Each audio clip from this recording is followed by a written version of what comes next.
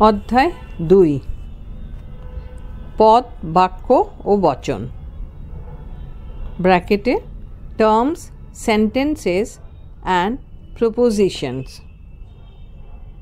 পৃষ্ঠা 13। বিষয় সংক্ষেপ। অবধারণ। মনে মনে আমরা যখন একাধিক বিষয়কে সংযুক্ত বা বিযুক্ত করি তখন তাকে বলা হয় অবধারণ, জাজমেন্ট। এরপর বাক্য। চিন্তার প্রকাশিত রূপকেই বলা হয় বাক্য বা সেন্টেন্স। বচন। বাক্যের পরিশ্রিত ও তর্ক বিজ্ঞানসম্মত রূপকেই বলা হয় বচন, প্রপোজিশন। পরিমাপক। বচনের যে অংশটি তার পরিমাণকে নির্দেশ করে তাকেই বলা হয় পরিমাপক। উদ্দেশ্য। বচনে যার সম্পর্কে কোনো কিছু বলা হয় তাকেই বলা হয় উদ্দেশ্য, সাবজেক্ট। সংযোজক। বাক্যের ক্ষেত্রে আমরা যাকে ক্রিয়াপদ বলে থাকি তাকেই বচনে বলা হয় সংযোজক। কপিউলা। এ হলো বচনের এমনই এক অংশ যা উদ্দেশ্য ও বিধেয়কে সংযুক্ত করে। বিধেয়। কোনো বচনে উদ্দেশ্য সম্পর্কে যা বলা হয় তাকেই বলা হয় বিধেয়। প্রেডিকেট। সদর্থক বচন। যে বচনের ক্ষেত্রে উদ্দেশ্য সম্পর্কে বিধেয়তে কিছু স্বীকার করে নেওয়া হয় তাকেই বলা হয় সদর্থক বচন বা অ্যাফার্মেটিভ প্রপোজিশন। এই সদর্থক বচনকে হ্যাঁবাচক বচন রূপেও উল্লেখ করা হয়। নঞ্চর্থক বচন। যে বচনের ক্ষেত্রে উদ্দেশ্য সম্পর্কে বিধেয়তে কিছু অস্বীকার করা হয়, অর্থাৎ বিধেয়তে কিছু স্বীকার করে নেওয়া হয় না, সেই বচনকেই বলা হয় নঞ্চর্থক বচন, নেগেটিভ প্রপোজিশন। এই নঞ্চর্থক বচনকেই নাবাচক বচন রূপে উল্লেখ করা হয়। নিরপেক্ষ বচন। যে বচনে কোনো শর্ত ছাড়াই উদ্দেশ্য সম্পর্কে বিধেয়তে কিছু স্বীকার বা অস্বীকার করে নেওয়া হয় সেই বচনকেই বলা হয় নিরপেক্ষ বচন, ক্যাটাগরিক্যাল প্রপোজিশন। এর অপর নাম হল শর্তহীন বচন। সংক্ষেপ সাপেক্ষ বচন। যে বচনে কোনো শর্ত সহকারে উদ্দেশ্য সম্পর্কে বিধেয়তে কোনো কিছুকে স্বীকার বা অস্বীকার করে নেওয়া হয় সেই বচনকেই বলা হয় সাপেক্ষ বচন, কন্ডিশনাল প্রপোজিশন। এর অপর নাম হল শর্তাধীন বচন বা শর্ত সাপেক্ষ বচন। ঘোষক বাক্য। যে বচনে উদ্দেশ্য সম্পর্কে বিধেয়তে কোনো কিছু সদর্থক বা নঞ্চর্থকভাবে ঘোষণা করা হয় তাকেই বলা হয় ঘোষক বাক্য বা অ্যাসার্টিভ সেন্টেন্স। এটি হলো নিরপেক্ষ বচনের একটি বিশেষ রূপ। প্রশ্নসূচক বা জিজ্ঞাসাসূচক বাক্য। যে বাক্যে উদ্দেশ্য সম্পর্কে বিধেয়তে কিছু জিজ্ঞাসার সূচনা করা হয় সেই বাক্যকেই বলা হয় জিজ্ঞাসাসূচক বাক্য, ইন্টারোগেটিভ সেন্টেন্স। নির্দেশসূচক বাক্য।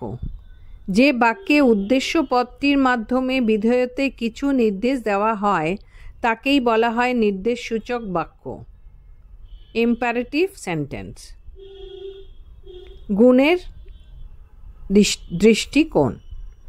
গুণের তথা হয় বা নয়ের দিক থেকে যখন কোনো কিছুকে নির্দেশ করা হয় তখন তাকে বলা হয় গুণের দৃষ্টিকোণ, ভিউ পয়েন্ট অফ কোয়ালিটি। পরিমাণের দৃষ্টিকোণ।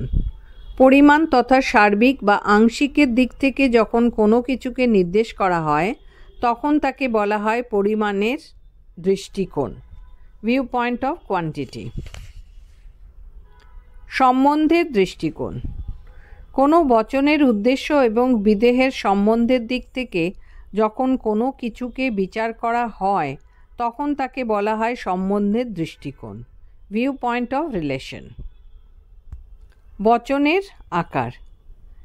ভাষায় ব্যবহৃত বচনকে যখন কোনো একটি বিশেষ সাংকেতিক আকারে উপস্থাপিত করা হয় তখন তাকে বলা হয় বচনের আকার, প্রপোজিশন ফর্ম। ব্যাপ্যতা, ব্যাপ্যতার বিষয়টি পদের ক্ষেত্রে প্রযুক্ত। ব্যাপ্যতার অর্থ হল পদটি হয় ব্যাপ্য ডিস্ট্রিবিউটেড অথবা অব্যাপ্য আনডিস্ট্রিবিউটেড।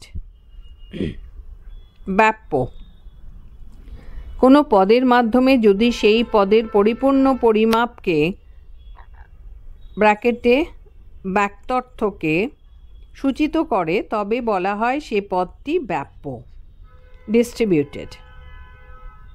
এরপর অব্যাপ্য, কোনো পদের মাধ্যমে যদি সেই পদের আংশিক পরিমাণকে বাক্যার্থকে সূচিত করা হয় তবে বলা হয় যে পদটি অব্যাপ্য আনডিস্ট্রিবিউটেড।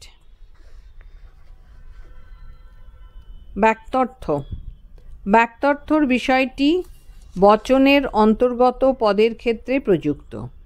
বাক্যার্থর অর্থ হল কোনো পদের পরিমাণগত দিক, কোয়ান্টিটি অ্যাসপেক্ট। জ্ঞাতার্থ, জ্ঞাতার্থর বিষয়টি বচনের অন্তর্গত পদের ক্ষেত্রেই প্রযুক্ত। জ্ঞাতার্থর অর্থ হল কোনো পদের গুণগত দিক, কোয়ালিটি অ্যাসপেক্ট। এ বচন, সামান্য বা সার্বিক সদর্থক বা হ্যাঁবাচক বচনকে বলা হয় এ বচন। ই বচন, সামান্য বা সার্বিক নঞ্চর্থক বা না বাচক বচনকে বলা হয় ই বচন।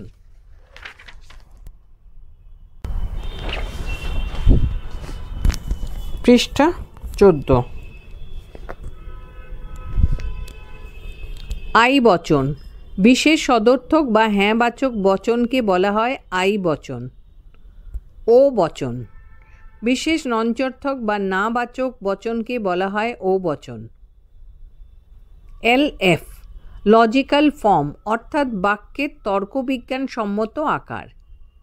পদ, পদ হলো সেই শব্দ বা শব্দ সমষ্টি যা কোনো বচনের উদ্দেশ্য বা বিধেয় রূপে গণ্য হওয়ার যোগ্যতা রাখে। বৈধতা, বৈধতা শব্দটি কোনো যুক্তির ক্ষেত্রে প্রযোজ্য হয়। শব্দটির অর্থ হলো একটি যুক্তি বৈধ অথবা অবৈধ রূপে গণ্য হওয়ার যোগ্যতা সম্পন্ন। সম্ভাব্য, সম্ভাব্য শব্দটির অর্থ হলো যা নিশ্চিতভাবে সত্যও নয় আবার নিশ্চিতভাবে মিথ্যাও নয়, অর্থাৎ যা সত্যও হতে পারে আবার তা মিথ্যাও হতে পারে। সত্যতা, শব্দটি বচন বা বাক্যের ক্ষেত্রে প্রযুক্ত। সত্যতার অর্থ হল কোনো বচন সত্য অথবা মিথ্যা রূপে গণ্য হওয়ার যোগ্যতা সম্পন্ন। সত্য, শব্দটি বাক্য বা বচনের ক্ষেত্রে প্রযোজ্য। কোনো বাক্যের বক্তব্য বিষয়ের সঙ্গে যদি বক্তব্যের মিল থাকে তবে বাক্য বা বচনটিকে বলা হয় সত্য বা ট্রু। মিথ্যা, শব্দটি বাক্য বা বচনের ক্ষেত্রে প্রযোজ্য। কোনো বাক্যের বক্তব্য বিষয়ের সঙ্গে যদি বক্তব্যের মিল না থাকে, যদি বাস্তবের মিল না থাকে তবে বাক্য বা বচনটিকে বলা হয় মিথ্যা বা ফলস। আকারগত সত্যতা, শব্দটি যুক্তির ক্ষেত্রে প্রযোজ্য। কোনো যুক্তি বা যুক্তির আকারের মধ্যে যদি অসঙ্গতি বা স্ববিরোধিতা না থাকে তবে বলা হয় যে যুক্তিটি অকারণগতভাবে সত্য। বস্তুগত সত্যতা, শব্দটি যুক্তির ক্ষেত্রে প্রযোজ্য। কোনো যুক্তির বক্তব্য বিষয়ের সঙ্গে যদি বাস্তবের মিল থাকে তবে বলা যায় যে যুক্তিটি বস্তুগতভাবে সত্য, অর্থাৎ বক্তব্য বিষয়ের সঙ্গে বাস্তবের মিলই বস্তুগত সত্যতাকে নির্দেশ করে।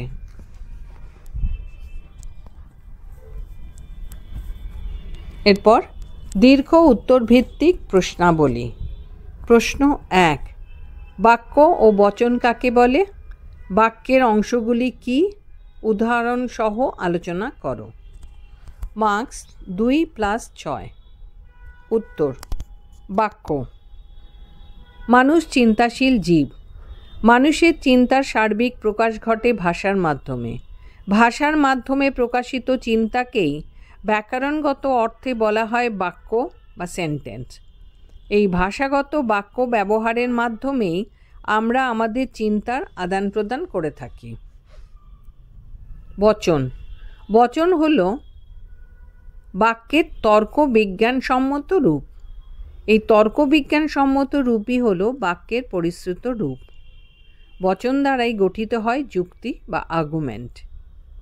এই যুক্তিই হল তর্কবিদ্যার মূল আলোচ্য বিষয়। বচনকে বলা হয় যুক্তির অঙ্গবাক্য। সুতরাং বলা যায় যুক্তি গঠনের ক্ষেত্রে বাক্য বা বচনের যে একটি গুরুত্বপূর্ণ ভূমিকা আছে তাতে কোনো সন্দেহ নেই। বাক্যের অংশ। বাক্যের মোট 3টি অংশ থাকে। এই 3টি অংশ হলো যথাক্রমে উদ্দেশ্য সাবজেক্ট, ক্রিয়া ভার্ব এবং বিধেয় প্রেডিকেট। সাধারণত এই 3টি অংশ পরস্পর সংযুক্ত হয়ে একটি বাক্যের সৃষ্টি করে। পরিপূর্ণ বাক্যের ক্ষেত্রে 3টি অংশেরই প্রয়োজন ও গুরুত্বপূর্ণ ভূমিকা আছে। যেমন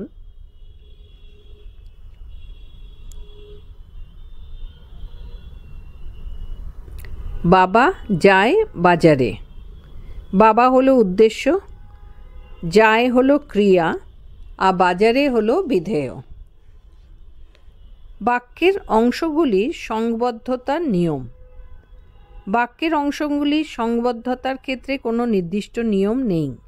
সে কারণেই আমরা বাক্যের অংশগুলিকে আমাদের ইচ্ছে মতো সংবদ্ধ করে বাক্যের সৃষ্টি করতে পারি।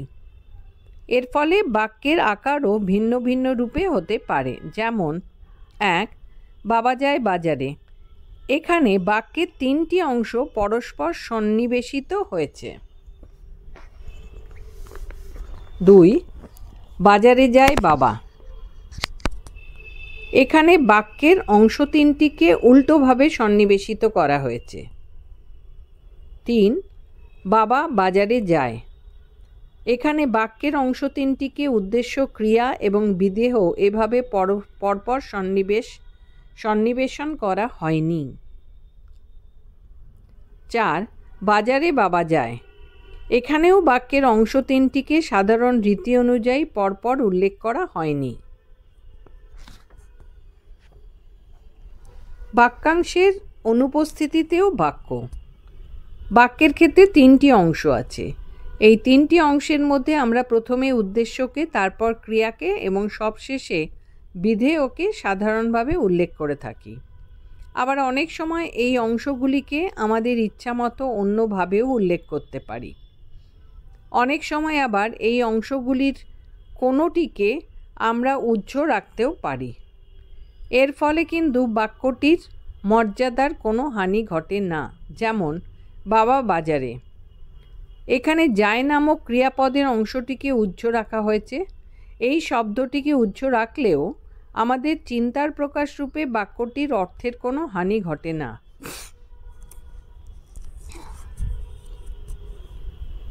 প্রশ্ন 2 নিরপেক্ষ বচনের অংশ বা উপাদানগুলি ব্যাখ্যা করো। উত্তর: নিরপেক্ষ বচনের অংশ বা উপাদান।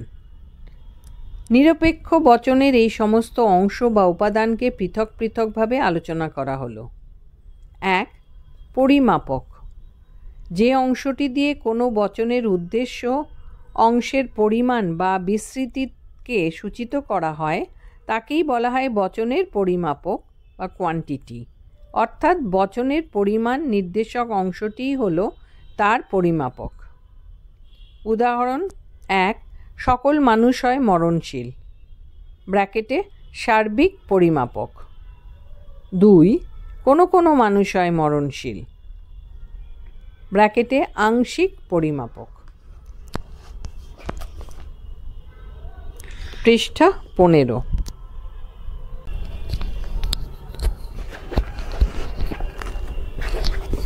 ব্যাখ্যা। প্রথম বচনটিতে একটি সার্বিক পরিমাণ ব্র্যাকেটে ইউনিভার্সাল কোয়ান্টিটি একে নির্দেশ করা হয়েছে, কারণ এক্ষেত্রে বিদেহর বিষয়টি ব্র্যাকেটে মরণশীলতা সমস্ত মানুষের ক্ষেত্রেই প্রযোজ্য। কিন্তু দ্বিতীয় উদাহরণটিতে উদ্দেশ্যের আংশিক বা বিশেষ পরিমাণ ব্র্যাকেটে পার্টিকুলার কোয়ান্টিটি কে নির্দেশ করা হয়েছে, কারণ এখানে মরণশীলতার বিষয়টি কিছু কিছু মানুষের ক্ষেত্রে প্রযোজ্য, সমস্ত মানুষের ক্ষেত্রে নয়। অর্থাৎ সকল অল জাতীয় শব্দের দ্বারা আমরা সার্বিক তথা সামান্য পরিমাণের বিষয়টিকে উল্লেখ করতে পারি, কিন্তু কোনো কোনো সাম জাতীয় শব্দের দ্বারা আমরা আংশিক পরিমাণকে উল্লেখ করি। 2. উদ্দেশ্য। উদ্দেশ্য হলো বচনের প্রথম অংশ এবং তা পরিমাণকেই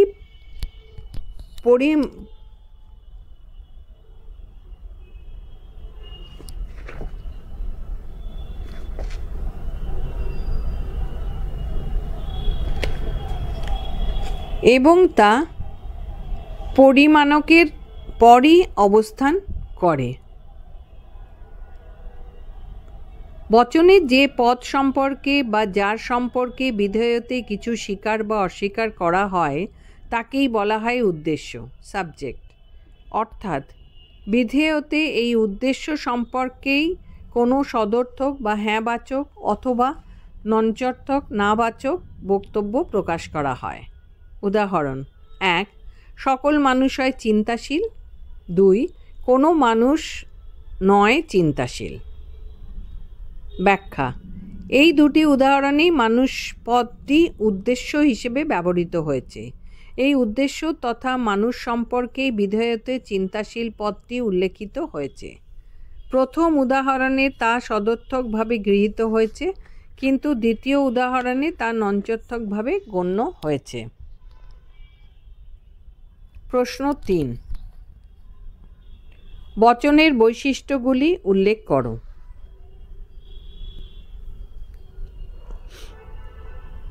মার্কস 6। বচনের বৈশিষ্ট্য। বচন বাক্যের পরিশ্রুত ও তর্কবিজ্ঞানসম্মত রূপ হলেও বচনের কতকগুলি মৌলিক বৈশিষ্ট্য পরিলক্ষিত হয়। এই বৈশিষ্ট্যগুলি উল্লেখ করা হলো। 1. বচনের মূল উৎস হলো বাক্য। সুতরাং বাক্যকেই বচনের ভিত্তি বলা হয়। বাক্য ছাড়া বচনের কোনো অস্তিত্বই হতে পারে না। 2. প্রত্যেকটি বচনে একটি উদ্দেশ্য এবং একটি বিধেয় থাকে। শুধু উদ্দেশ্যকে নিয়ে অথবা শুধু বিধেয়কে নিয়ে কখনোই বচন গঠিত হতে পারে না। 3. যে কোনো বচনেই উদ্দেশ্য ও বিধেয়ের মধ্যে একটা সম্বন্ধকে ঘোষণা করা হয়, অর্থাৎ উদ্দেশ্য এবং বিধেয় যে পারস্পরিকভাবে বিচ্ছিন্ন নয় সেই বিষয়টিকেই উল্লেখ করা হয়। 4. বচনে উদ্দেশ্য ও বিধেয়র সম্বন্ধকে দুভাবে স্থাপন করা যেতে পারে, সদর্থকভাবে এবং নঞ্চর্থকভাবে। 5. বচনে উদ্দেশ্য এবং বিধেয়র মধ্যে যে সম্বন্ধ প্রতিষ্ঠিত হয় তা শর্ত সাপেক্ষভাবেও হতে পারে, আবার তা শর্ত নিরপেক্ষভাবেও হতে পারে। অর্থাৎ উদ্দেশ্য ও বিধেয়র সম্বন্ধ শর্তাধীন অথবা শর্তহীন দুই হতে পারে। 6. বচন যুক্তির উপাদান বা অবয়ব রূপে গণ্য হয়, কারণ যুক্তি গঠিত হয় শুধু বচন দিয়েই। সে কারণেই বচনগুলি যুক্তির অংশরূপে বিবেচিত। 7. বচনের প্রকৃতি বা স্বরূপের ওপরই যুক্তির স্বরূপ বা প্রকৃতি নির্ভর করে। সে কারণেই বলা হয় বচন হলো যুক্তির প্রকৃতি বা স্বরূপ নির্ণায়ক।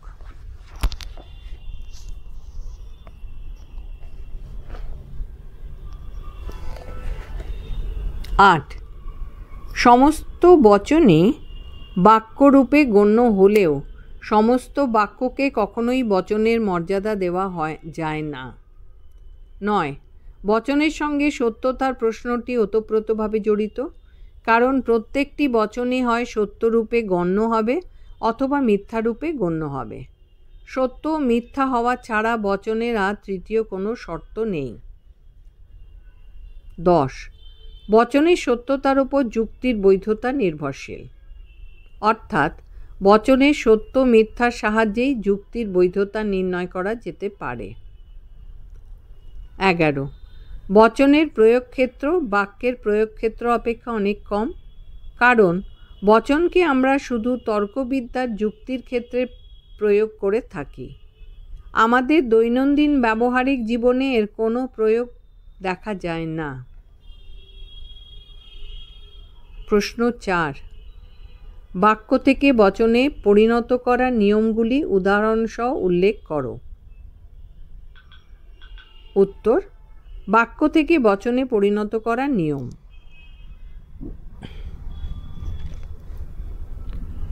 বাক্য থেকে বচনে পরিণত করার নিয়মগুলি হল: 1. যে সমস্ত বাক্যে সকল, সমস্ত, প্রত্যেক, যে কেহ, যে কোনো, সর্বপ্রকার ব্র্যাকেটে all, every, each, any, anyone, all kinds প্রভৃতি শব্দ যুক্ত থাকে সেগুলিকে এ বচনে পরিণত করতে হয়। যথা, এখানে দুটো কলাম করা হয়েছে। একটিতে ওপরে লেখা বাক্য বা সেন্টেন্স, আর পরের পাশেরটায় লেখা বচন বা প্রপোজিশন। প্রত্যেক খেলোয়াড়ই দক্ষ, প্রথম কলামে প্রথমে লেখা। এটা হলো বাক্যে সেন্টেন্সে লেখা আছে। বচনে লেখা আছে এ, ক্যাপিটাল এ, সকল খেলোয়াড় হয় দক্ষ। এর পরেরটা সেন্টেন্স, সাধুরা সকলেই চরিত্রবান। বচন বা প্রপোজিশন, ক্যাপিটাল এ, সকল সাধু হয় চরিত্রবান। বাক্য বা সেন্টেন্স, সমস্ত ভারতবাসী গর্বিত। বচন বা প্রিপোজিশন, ক্যাপিটাল এ, সকল ভারতবাসী হয় গর্বিত। বাক্য, সর্বপ্রকার কাজ সমর্থনযোগ্য। বচন, ক্যাপিটাল এ, সকল কাজ হয় সমর্থনযোগ্য। বাক্য, যে কোনো মানুষই এ কাজ করতে পারে। বচন, ক্যাপিটাল এ, সকল মানুষ হয় এ কাজে সমর্থ। কিন্তু এই শব্দগুলির সঙ্গে যদি কোনো নঞ্চর্থক ব্র্যাকেটে না, নয়, এমন নয় ইত্যাদি শব্দ যুক্ত থাকে, তাহলে সেই বাক্যগুলিকে ও বচনে পরিণত করতে হবে। যথা, আবার এখানে দুটি কলাম আছে, একটি বাক্য বা সেন্টেন্স, পরেরটি বচন বা প্রিপোজিশন। বাক্য, প্রত্যেক খেলোয়াড়ই দক্ষ নয়। বচনে লেখা ব্র্যাকেটে ক্যাপিটাল ও, কোনো কোনো খেলোয়াড় দক্ষ নয়। বাক্য, সর্বপ্রকার কাজ সমর্থনযোগ্য নয়। বচন, ব্র্যাকেটে ও, কোনো কোনো কাজ নয় সমর্থনযোগ্য। বাক্য, সাধুদের সকলেই চরিত্রবান নয়। বচন, কোনো কোনো সাধু নয় চরিত্রবান, ক্যাপিটাল ও দিয়ে লেখা। বাক্য, যে কোনো ছাত্রই সাধু নয়, সেন্টেন্স বাক্য। আর বচন হলো ক্যাপিটাল ও, কোনো কোনো ছাত্র নয় সাধু। 2. যে সমস্ত বাক্যে সকল, সম্পূর্ণভাবে, সর্বসময়, একান্তভাবে, নিশ্চিন্তভাবে, অবশ্যই, নিশ্চয়ই ব্র্যাকেটে every, where, completely, all time, definitely, necessarily, surely bracket close এই প্রভৃতি শব্দ বা এদের কোনো সমার্থক শব্দ অত্যন্ত জোরের সঙ্গে উল্লেখ করা হয়, তখন সেই বাক্যটিতে এ, ক্যাপিটাল এ, বচনে পরিণত করতে হয়। যথা, আবার দুটি কলম করা হয়েছে, একটি বাক্য বা সেন্টেন্স, আর একটা হলো বচন বা প্রপোজিশন। বাক্য গরিবেরা নিশ্চিতভাবে পরিশ্রমী। বচনে লেখা ক্যাপিটাল এ, সকল গরিব হয় পরিশ্রমী। বাক্য সাধুরা একান্তভাবে সৎ। বচন ব্র্যাকেটে এ ক্যাপিটাল, সকল সাধু হয় সৎ।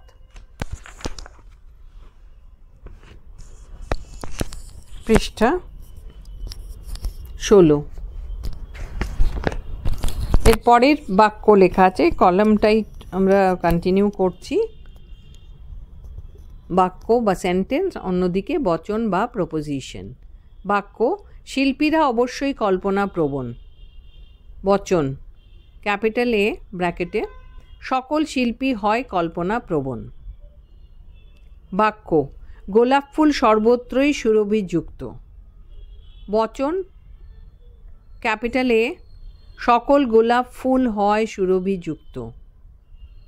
কিন্তু এই সমস্ত শব্দগুলির সঙ্গে যদি কোনো নঞ্চর্তক মানে না, নয়, এমন নয় ইত্যাদি শব্দ যুক্ত থাকে তবে তাকে ও বচনে পরিণত করতে হবে। যথা, আবার দুটি কলাম, বচন বাক্য এবং বচন। বাক্য বা সেন্টেন্স, সাধুরা একান্তভাবে সৎ নয়। বচনে হবে ব্র্যাকেটে ও, কোনো কোনো সাধু নয় সৎ। বাক্য গরিবেরা নিশ্চিতভাবে পরিশ্রমী নয়। বচন ব্র্যাকেটে ও, কোনো কোনো গরিব নয় পরিশ্রমী। বাক্য রাজনীতিবিদরা অবশ্যই সৎ নয়। বচন ব্র্যাকেটে ও, কোনো কোনো রাজনীতিবিদ নয় সৎ। বাক্য গোলাপ ফুল সর্বত্রই সুরভিযুক্ত নয়।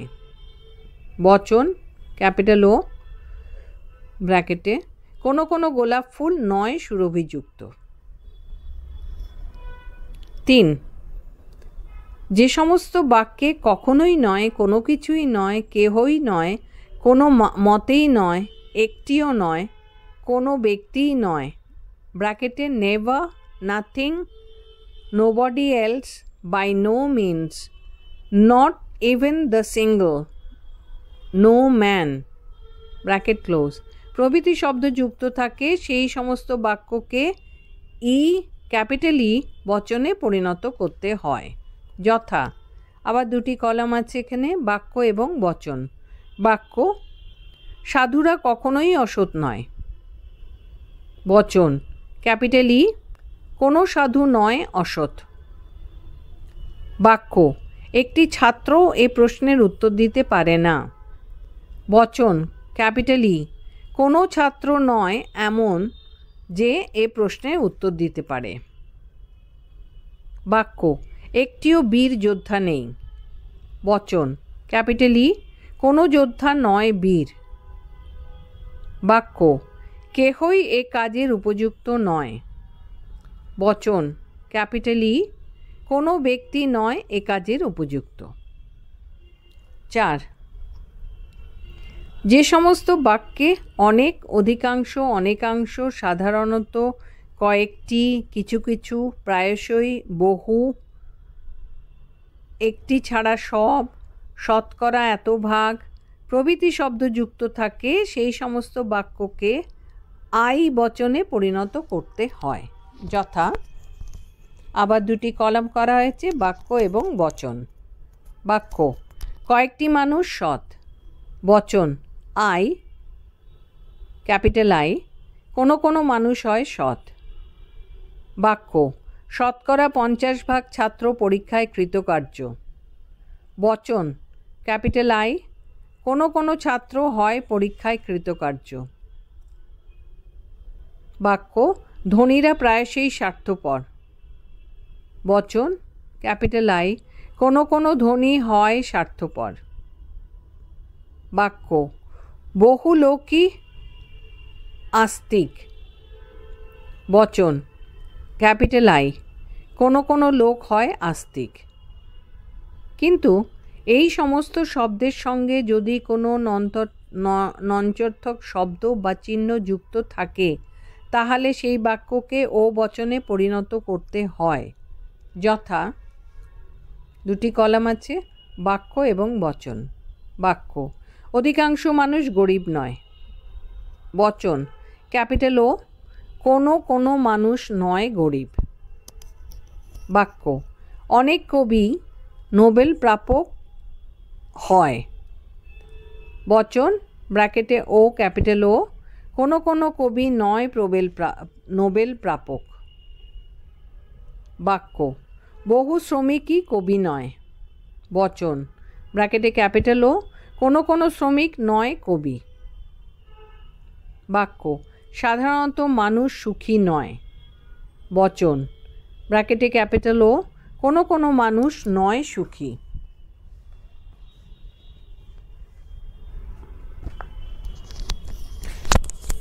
5, যে সমস্ত বাক্যের শুরুতে একমাত্র, কেবলমাত্র, শুধুমাত্র প্রভৃতি শব্দ যুক্ত থাকে সেই সমস্ত বাক্যে বর্জনমূলক বা প্রক্ষেপমূলক এক্সক্লুসিভ প্রপোজিশন বচনরূপে অভিহিত করা হয়।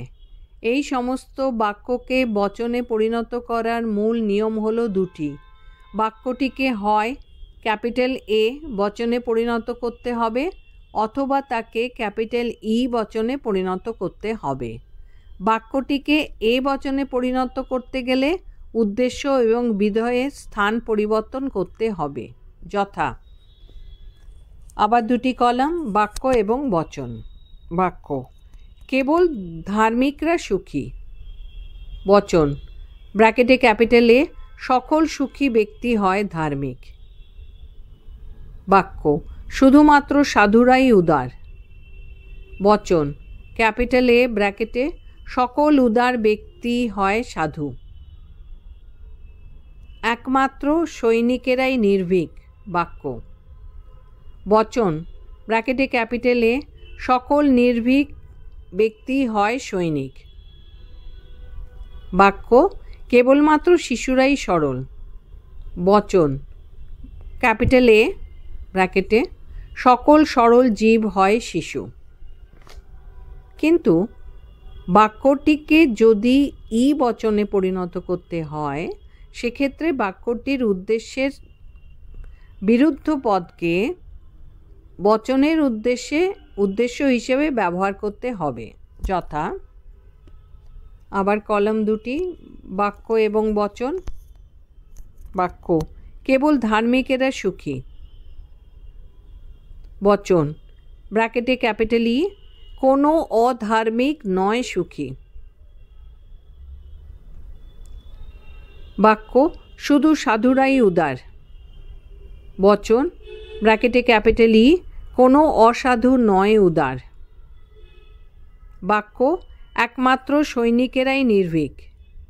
বচন, ক্যাপিটাল ই ব্র্যাকেটে, কোনো অসৈনিক নয় নির্ভীক। বাক্য, কেবল শিশুরাই সরল। বচন, ব্র্যাকেটে ক্যাপিটাল ই, কোনো অশিশু নয় সরল।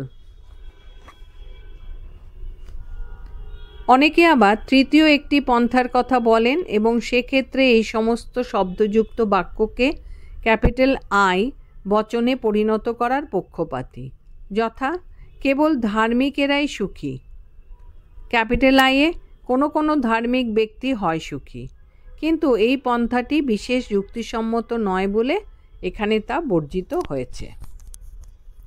6, যে সমস্ত বাক্যে ব্যতীত, ছাড়া, নির্দিষ্ট, একজন ছাড়া, বাদে প্রভৃতি শব্দ যুক্ত থাকে সেই সমস্ত বাক্যকে বলে ব্যতিক্রমমূলক এক্সেপটিভ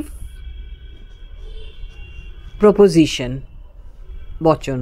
ব্যতিক্রমমূলক বচন, এই সমস্ত ক্ষেত্রে বচনে পরিণত করতে হলে এ বচনে পরিণত করতে হবে। 7, যে সমস্ত বাক্য প্রশ্নসূচক ইন্টারোগেটিভ সেন্টেন্স সেই সমস্ত বাক্যকে তর্কবিজ্ঞান সম্মত বচনে পরিণত করতে হলে মূলত অর্থের দিকটি উপর বিশেষভাবে নজর দিতে হবে। 8, বাক্যের উদ্দেশ্য পদটি সাবজেক্ট যদি বিশিষ্ট নামবাচক পদ প্রপার নাউন হয় তবে সেই বাক্যকে ক্যাপিটাল এ বচনে পরিণত করতে হবে। 9, বাক্যের উদ্দেশ্য পদটি যদি বিশিষ্ট নামবাচক না হয়ে একটি অনির্দিষ্ট বিশেষ পদ ইনডেফিনিট পার্টিকুলার টার্ম হয়, তবে সেক্ষেত্রে বাক্যটিকে ক্যাপিটাল আই বচনে পরিণত করতে হবে। 10. ডেফিনিট আর্টিকেল তথা দ্য এর ক্ষেত্রে বাক্যটিকে ক্যাপিটাল এ বচনে পরিণত করতে হবে, কিন্তু ইনডেফিনিট আর্টিকেলের ক্ষেত্রে প্রয়োজন বোধে ক্যাপিটাল এ এবং প্রয়োজন বোধে ক্যাপিটাল আই বচন হবে। 11. যে সমস্ত বাক্যের উদ্দেশ্য পদটিকে পরিষ্কারভাবে উল্লেখ করা হয়নি সেই সমস্ত ক্ষেত্রে বাক্যটিকে এ বচনে রূপান্তরিত করতে হবে এবং ওই অস্পষ্ট উদ্দেশ্যটিকে স্পষ্টভাবে উল্লেখ করতে হবে এবং তাকে এ বচনে রূপান্তরিত করতে হবে। এগুলোকেই বলা হয় নৈবত্তিক বচন, ইম্পার্সোনাল সেন্টেন্সেস। 12. যে সমস্ত বাক্যে উদ্দেশ্য পদটি একটি সর্বনাম পদ, প্রোনাউন অথবা গুণবাচক অ্যাবস্ট্রাক্ট টার্ম হয়, অথবা ক্রিয়াবাচক বিশেষ্য পদ অথবা ব্যষ্টিবাচক কালেকটিভ নাউন হয়, তবে সে সমস্ত ক্ষেত্রে বাক্যটিকে ক্যাপিটাল এ বচনে রূপান্তরিত করতে হয়।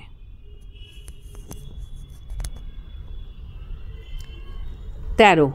কোনো কোনো বাক্যে এমন কতগুলি শব্দ পরিলক্ষিত হয় যেগুলি দেখতে মনে হয় সদর্থক কিন্তু কার্যত সেগুলি নঞ্চর্থক, যেমন কচ্চিৎ, কদাচিৎ, অত্যন্ত কম, ধর্তব্যের মধ্যে নয়, ব্র্যাকেটে scarcely, hardly, rarely, seldom, few প্রভৃতি। এই সমস্ত শব্দযুক্ত বাক্যগুলিকে তর্কবিজ্ঞানসম্মত বচনে পরিণত করতে হলে ক্যাপিটাল ও বচনে পরিণত করতে হবে, কিন্তু এই সমস্ত শব্দগুলির সঙ্গে যদি কোনো নঞ্চর্থক পদ যুক্ত থাকে তাহলে তাকে ক্যাপিটাল আই বচনে পরিণত করতে হবে, কারণ দুটি নঞ্চর্থক মিলে একটি সদর্থক রূপ প্রকাশিত হয়। 14. আদেশসূচক, প্রার্থনাসূচক, ইচ্ছাসূচক এবং অনুরোধাত্মক বাক্যগুলিকে তর্কবিজ্ঞানসম্মত আকারে প্রকাশ করতে হলে ক্যাপিটাল এ বচনে পরিণত করতে হবে। 15. প্রাকল্পিক বাক্যসমূহকে সাধারণত ক্যাপিটাল এ বচনে রূপান্তরিত করতে হয়।